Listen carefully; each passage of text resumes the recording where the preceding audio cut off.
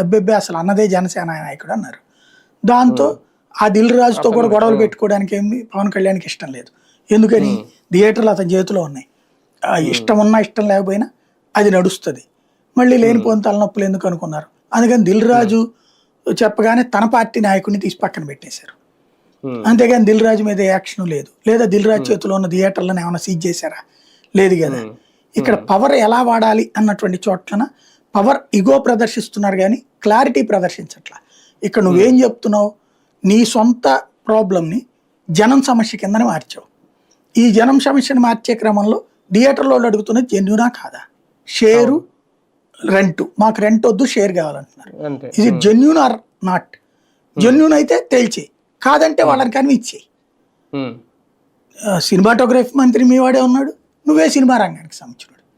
అదేం తేల్చకుండా థియేటర్ల మీద పడమన్నావు. థియేటర్ల మీద అధికారులు వెళ్తున్నారు, ఏమవుతుంది? ఓ 5,000 10,000 జేబులో పెట్టుకుని వస్తారు. వాళ్ళకు వాళ్ళ ప్రాఫిట్ అంత మించి ఏముంటుంది. ఎందుకని థియేటర్లో ఏం చూపెడుతున్నావు నువ్వు?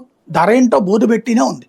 ఏ థియేటర్లో ఇప్పుడు నువ్వు అదేది ఆ యాప్లు ఉన్నాయి, సినిమా యాప్లు, అందులో నువ్వు కొట్టినప్పుడు ఆ థియేటర్లో టికెట్ తర్వాత అందులో ఫుడ్ బుకింగ్ కూడా ఉంది తెలుసా?